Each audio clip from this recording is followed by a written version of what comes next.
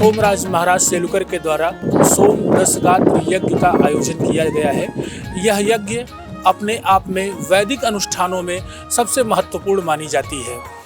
इस यज्ञ के माध्यम से महाराज के द्वारा पूरे भारतवर्ष में आर्य सनातन हिंदुत्व के प्रचार प्रसार एवं राष्ट्र निर्माण के बारे में हवन एवं मंत्रोच्चार के द्वारा तमाम प्रक्रियाएं की जा रही हैं।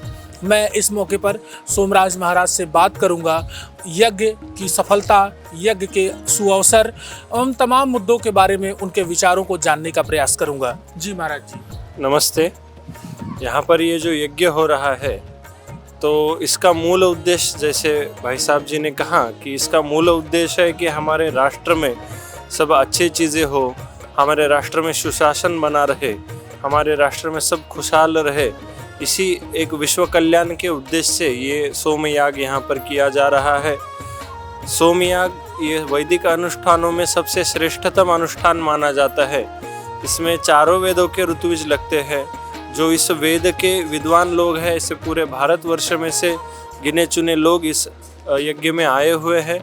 महाराष्ट्र के निवासी दीक्षित यज्ञेश्वर जी सेलुकर महाराज अग्निहोत्री ये स्वयं ये यज्ञ करवा रहे हैं और ये यहाँ इस अयोध्या नगरी में श्री राम जी के चरणों में संपन्न हो रहा है। यज्ञ में जो वैदिक विद्वान बैठे हुए हैं, जो ब्राह्मण मंत्रोच्चार कर रहे हैं, जरा उनके बारे में विस्तार से बताइए। ये उत्तर भारत के हैं या महाराष्ट्र के हैं या ये अयोध्या के हैं? ये किस प्रकार से कौन कौन से मंत्रों का या किस पुराण का या वेद का यहाँ पर पाठ कर रहे हैं? जैसे मैंने अभी कहा कि ये पूरे भारतवर्ष में से चारों वेदों के जो विद्वान लोग हैं उनकी यहाँ नियुक्ति की गई है। एक दो उत्तर भारत से भी है, बाकी महाराष्ट्र से है, कुछ दक्षिण भारत से भी है। तो ऐसा पूरे भारत का संग एकत्रीकरण करके यहाँ पे ये यज्ञ का कार्यवाही संपन्न हो रही है।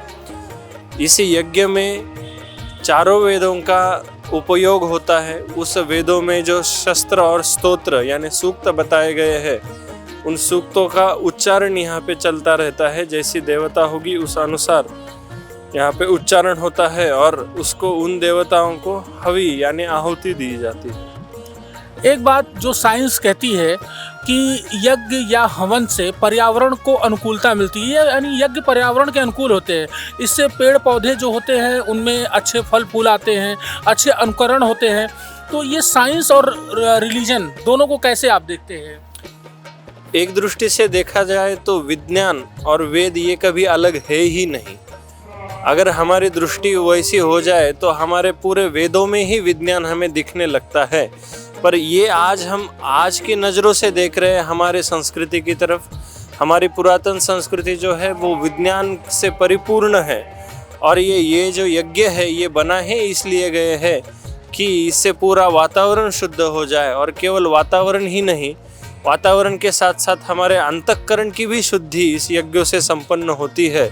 तो इनकी रचना ही इसी प्रकार बनाई गई है।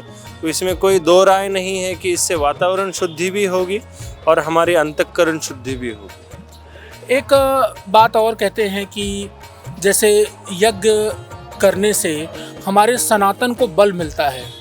ये सनातन को और कितना प्रबलशाली बनाया जाए या विश्व में सनातन की क्या रूपरेखा होगी, इसके बारे में आप महात्माओं की क्या धारणा है? देखिए, हम सब भारतीय अपने देश से अपरिमित प्यार करते हैं। हमारे देश के ऊपर हमारा नाज है और जो हमारी संस्कृति है, हमारी धरोहर है, वो सारे जगत तक पहुंचाना हमारा आद्य कर्तव्य है। तो ये जो सोमयाग है ये वेदों ने बताए गए अत्यंत प्राचीन यज्ञ है। आज जो हम सुनते हैं गणेश याग, चंडी याग, रुद्र याग, ये उसके आधुनिक रूप है, पर उसके मूल रूप में सोमयाग ही है। तो इसी के माध्यम से हम ये प्रार्थना करते हैं कि पूरे विश्व में हमारी ये संस्कृति पहुंची और हमारा देश इस गौरवशाली संस्कृति के साथ ऊपर बढ़ता रहे, राष्ट्र की उन्नति हो जाए, ऐसी हम सबकी कामना है। एक आखिरी सवाल आपसे और मैं जानना चाहूँगा, ये जो यज्ञ हो रही है इसमें हवन पूजन पाठन के लिए किन किन सामग्रियों का इस्तेमाल हो रहा है, जरा ये हमारे चैनल के माध्यम से दर्शकों को बताएं। जैसे इस यज्ञ का नाम है कि राष्ट्र काम सप्तदशरात्र महासोमयाग, तो सोमयाग में एक विशेष होता है। बाकी यज्ञों में जैसे तिल, चावल इत्यादि हवि होते हैं, तो इस यज्ञ में सोमवल्ली नामक एक वनस्पति होती है, तो उस वनस्पति का खंडन करके उससे जो रस निकलता है उस रस की आहुति हवन कुंड में दी जाती है, इसीलिए उसको सोम याग कहते हैं।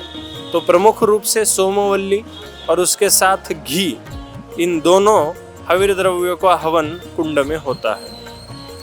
अभी हमारे साथ सोम यज्ञ जो अयोध्या में हो रही है उसको संपादन करने वाले सोमराज महाराज जी जुड़े हुए थे, जिन्होंने यज्ञ के बारे में तमाम जानकारियां दी और यज्ञ का क्या मूल्य उद्देश्य है उसके बारे में विस्तार से बताया। मैं देवेश पांडे, अयोध्या।